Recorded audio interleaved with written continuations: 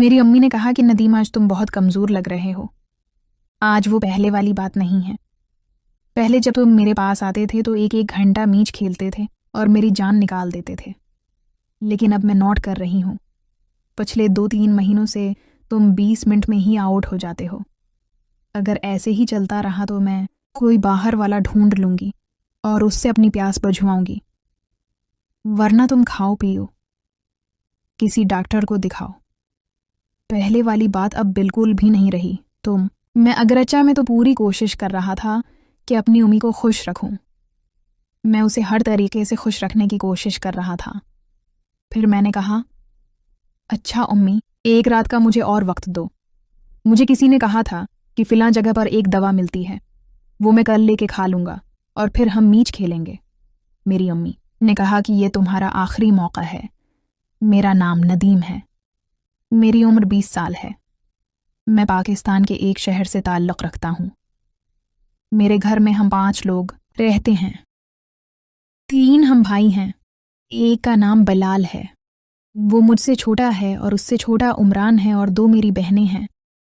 मेरी बहनें भी अब जवान हो चुकी थीं। बड़ी बहन की उम्र इस वक्त 16 साल थी और उससे मेरी एक बहन छोटी थी, उसकी उम्र 15 साल थी। मेरी बड़ी बहन का नाम अर्म था और छोटी का नामकरण था। मेरे अब्बा बचपन में ही शहर में कमाने चले गए थे और वहाँ पर एक रोड एक्सीडेंट में उनका इंतकाल हो गया था।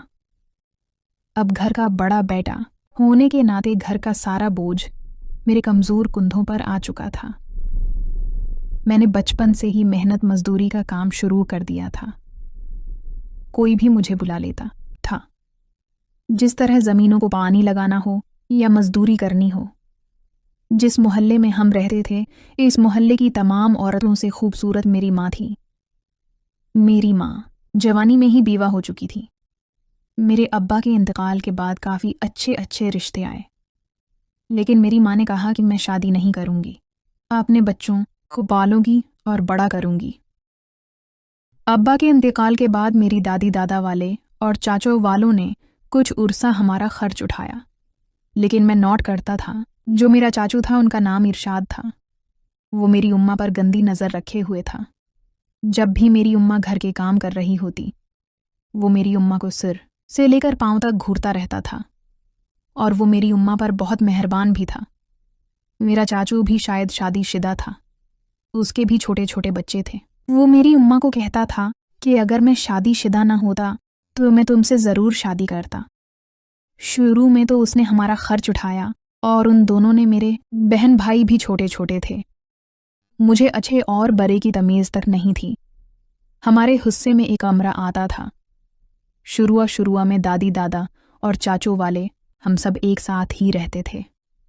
गर्मियों में हम सब बाहर सोते थे, सर्दियों में हम कमरों में सोते थे, और रात के 2 बजे मेरा चाचू अरशाद चुपके से अंदर आता था। हमारे कमरे में हल्की सी रोशनी वाली लाइट चल रही होती थी, और बिना कोई आवाज़ किए मेरी उम्मा की चारपाई पर आकर सो जाता था, और फिर मैं इन दोनों को देखता रहता था। वो मेरी उम्मा को खुश करता था, और फिर 1 घंटे बाद वो वहाँ से चला जाता था। बचपन से ही मैं ये रूटीन देखता आ रहा था। मेरे चाचू ने मेरी उम्मा का खूब इस्तेमाल किया था। ये देख के मैं इन चीज़ों का आदी हो चुका था, और मेरी भी ख्वाहिश होती थी कि मैं भी अपनी अम्मा के साथ, लेकिन मैं उन दिनों छोटा था। आहिस्ता आहिस्ता मैं बड़ा होता गया, और मेरी उम्मा और मेरे चाचू की बीवी की न बन सकी। रोज़ उनमें झगड़े होते थे। मेरी दादी भी मेरी उम्मा को बड़ा भला कहती थी। आखिरकार तंग आकर हम लोगों ने शहर में किराए पर मकान ले लिया था। मेरे अब्बा के हिस्से से 5 एकड़ हमारी ज़मीन हिस्से में आई थी। हम उसी पर खेती बाड़ी करके अपना गुजारा कर रहे थे। अब जब शहर आ चुका तो घर का सारा कंट्रोल मेरे हाथ आ चुका था। मुझे वो बचपन वाले सारे सीन याद थे जो उम्मा और चाचू करते थे। अब मैं भी अपनी उम्मा को उठते बैठते बकूल देखता रहता, लेकिन मेरी अम्मा को कभी ये महसूस नहीं हुआ कि मैं उनको कौन नज़रों से देखता हूँ। शुरू में जब हम शहर आए थे तो मेरा चाचू नहीं आया था, क्योंकि उसने मेरी उम्मा को काफ़ी मना किया था कि वो शहर न जाए। मेरी उम्मा ने कहा कि मैं अब तंग आ चुकी हूँ। मैं रोज़ रोज़ के झगड़े अपने ही नहीं झेल सकती। 2 महीने बाद से फिर मेरा चाचू शहर वाले घर में भी आना शुरू हो चुका। वो हफ्ते में 2-3 चक्कर लगाता और जब भी हमारे घर में आता था कुछ ना कुछ उसके हाथ में होता था। या वो फल वगैरह लेकर आता था या कुछ ना कुछ खाने का लाजमी लाता था। मेरी उम्मा हम लोगों से कहती जाओ खेलने के लिए, लेकिन मुझे पता होता था कि मेरी उम्मा ने हम लोगों को क्यों भेजा है। वो मेरे साथ चाचू के साथ कमरे में चली जाती थी और दरवाज़ा लॉक कर देती थी। मैंने दरवाजे के सुराख से इन दोनों को देखने की कोशिश करता था। मुझे उस कमरे का पूरा मंजर दिखाई तो नहीं देता था, लेकिन कभी कभी कोई नज़ारा दुख जाता था। मैं जैसे ही इन दोनों को देखता था तो इधर से मेरा शेर भी जाग जाता था, जो कि बाद में मुझे बहुत परेशान करता था। जब तक मैं अपने शेर का काम न करूं वो फिर सोता ही नहीं था। इसी तरह दिन गुजरते रहे। अब मैं जवान हो चुका था।